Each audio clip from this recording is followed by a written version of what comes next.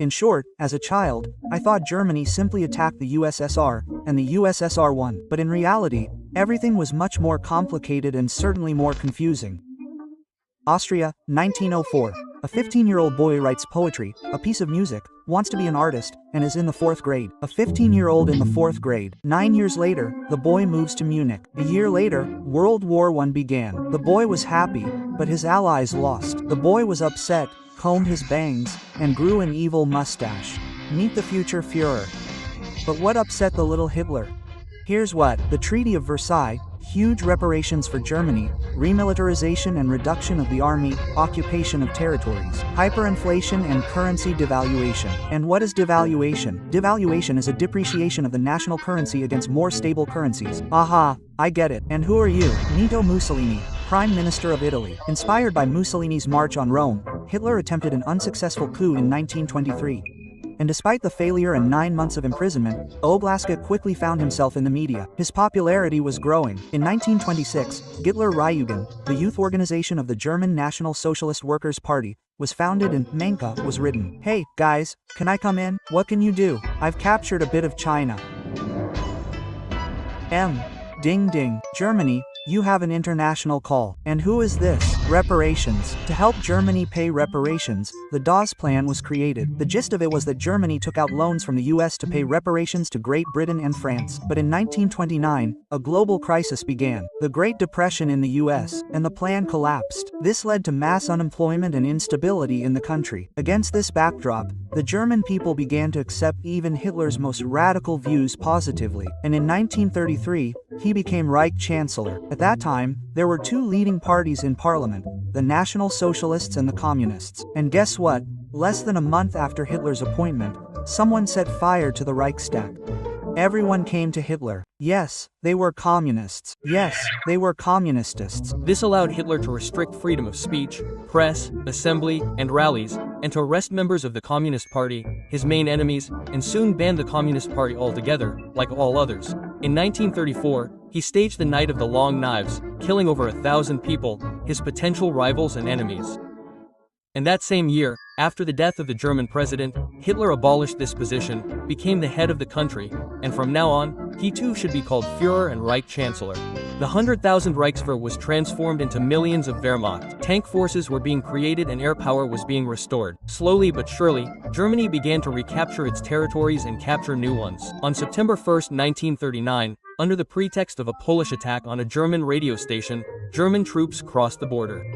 Hitler presented it as a police action to protect the Germans from Polish aggression. Great Britain, France, and the Commonwealth countries declared war on Germany, and everything seemed clear. Hitler was bad, Hitler wanted it, Hitler attacked. Because I can, but it's more complicated than that, believe me. So, after World War I, Great Britain and the United States feared the rise of France, so they helped Germany with loans. Germany and the USSR signed the Treaty of Rapallo. So, you give us military secrets, and we give you training bases. Fearing such a friendship, France and Great Britain signed the Locarno treaties with Germany. So, don't go west, but go east. In turn, Hitler tells horror stories about communists in Great Britain and France, saying, "Look how strong they are, and I will protect you if anything happens." This allowed him to launch a large-scale militarization.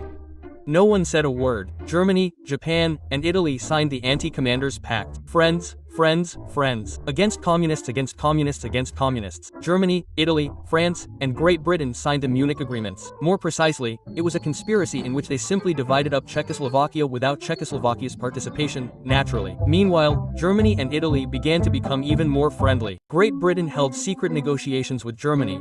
Listen, brother, we're grown-up countries, let's just divide the world like brothers. But Germany understood that Great Britain wasn't ready for war, and therefore couldn't negotiate with it. The USSR learned of the secret negotiations and, seeking to put pressure on everyone, did not abandon business ties with Italy and Germany, but also invited Great Britain and France to Moscow talks to agree on mutual assistance. After 2 refusals, Germany and the USSR signed a mutual non-aggression pact and divide up their territories. In this political turmoil, World War II begins. Let's go back a bit. March 31, 1939. Great Britain promised to defend Poland if Germany attacked. So, on September 1st, Germany attacked. France and Britain declared war on it. In 8 days, Hitler's army reached Warsaw. Knock knock. Great Britain, France, that's you, that's the USSR. We take you under our protection, brotherly people. Oh, great. Wait, and why are you occupying our territories? The Pact of the Hammer of Chikipiru. Ring ring, Germany. A Valentine for you. Cool, Poland is divided. Yes, maybe we'll sign something else. And they sign a treaty of friendship and border. This is journalist. Hey, you promised to defend Poland. The fact that you're not interfering is strange. Yes, indeed, it is strange. Strange. A strange war. War has been declared, but the visits are still in effect. During this time, Germany has managed not only to wage a campaign in Poland but also to seize Denmark and Norway and prepare for the invasion of France. The USSR attacked Finland and was expelled from the League of Nations. A peace treaty was signed. Great Britain and France decide to do something, so they try to protect Scandinavia from Hitler. It's rich in iron ore, and to land troops there, but they are not accepted. Neutrality, so to speak. On May 10th, German troops invade Western Europe. The Benelux countries capitulate, and having reached the Dokal, the Germans encircle the country. The Allied forces are forced to urgently evacuate through Dinker. The United States becomes not Britain's warring ally, but Roosevelt and Churchill become best friends. When it's France's turn to take France, France agrees to the occupation of most of its territory. The smaller part will become the weightier one. And who would have thought it? Italy is helping to occupy southern France, while the British are helping occupy Kenya and Sudan. Hey, what have you been doing all this time? Fearing that the French fleet would fall into German hands, Britain sinks it without a second thought. In case you didn't get it, they sank their allies. Incidentally, Charles de Gaulle, the leader of the French resistance, fled to London. Meanwhile, the USSR was plundering the Baltics and seizing a piece of Romania. After France's capitulation, Germany offered Britain peace. But, having been refused, and no one likes refusals. Awful. Hitler began the Battle of Britain, sending his Luftwaffe to bomb English cities in the hopes of a quick British capitulation. But he forgot one thing: Churchill. The British Air Force headed for Berlin, and then to other cities. Germany lost that battle. Italy attacks British Egypt. It's high time to sign something. Germany, Italy, and Japan signed the Berlin Tripartite Pact. Hungary, Romania, and Slovakia joined the trio. In February 1941, Hitler sends reinforcements to North Africa because the Italians can't cope. Why aren't you doing anything at all? Bulgaria joins the Axis. It's an axis because Berlin and Rome are on the same axis. Since Yugoslavia didn't join, Yugoslavia was annexed and divided. Then the Germans and Italians attacked Greece. 9989. What are you so mad about? Almost all of Europe has been captured. Oh, and June 22, 1941, is approaching. It's high time for Finland to enter the war on the side of Russia in the hopes of taking back its territories from the Union. According to the Barbarossa Plan, 3 army groups, North, Center, and South, attack the entire western border of the USSR. Rapidly advancing east, the Germans capture the Baltic states. By September, they besieged Leningrad and captured Kiev. By October, they approached Moscow, and by November, Rostov-on-Don. However, Army Group Center was slightly pushed back by the counteroffensive, so the plan for a lightning victory was thwarted. Blitzkrieg. That same summer, in the Atlantic, the Germans began sinking American ships carrying weapons and food for Britain.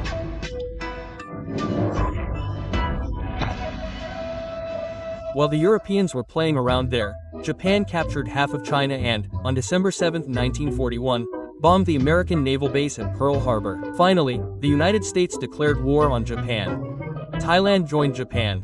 That's it. By mid-1942, Japan controlled Southeast Asia and the Northwest Pacific. The Allied forces suffered a crushing defeat. In the summer of 1942, Hitler began to set his sights on the Caucasus, where there was oil. The Germans took Crimea and Kuban, and in mid-July, the Battle of Stalingrad began. All this time, while Nazi Germany was advancing on all fronts, concentration camps and death camps were being created in the occupied territories for the imprisonment and subsequent extermination of people of different nationalities, enemies, or representatives of lower social groups. Remember, Japan almost reached Australia. Well, they didn't. They were stopped by American troops. After the battles at Midway and Guadalcanal, Japan went on the defensive. And remember, Italy attacked British Egypt. Well, they attacked, re-attacked, and lost at the Battle of El Alamein.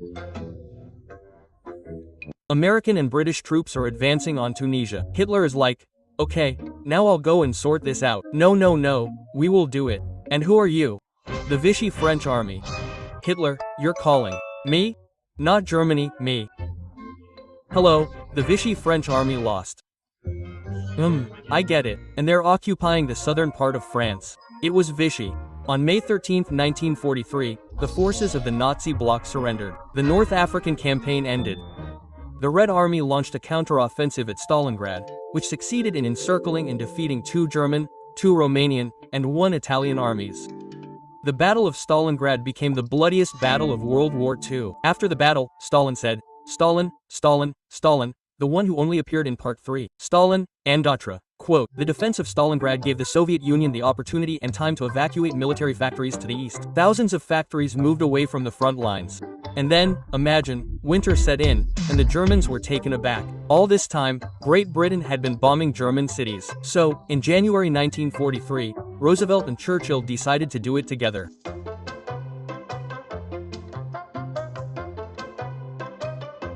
German troops launched an offensive operation near Kursk. The Soviet army repelled the attack for a week, and then went on the offensive. Meanwhile, Allied forces take control of Sicily and southern Italy, and Mussolini is taken into custody. German troops capture northern Italy, liberate Mussolini, and place him in charge of occupied Italy. On August 24th, the Battle of the Dnieper begins, during which the Soviet army liberates Crimea and coastal Ukraine, including Kyiv. By the end of 1943, the outcome of the war was clear, so a meeting of the Big Three, Stalin, Roosevelt, and Churchill, took place in Tehran. In short, we will soon win. How are we going to divide the world? Or maybe we should open a second front? German troops are retreating along the entire front line. The large-scale Belarusian offensive Operation Bogradian begins. Or maybe we should open a second front, a second front, a second front, and on June 6, 1944, a second front is opened in Europe.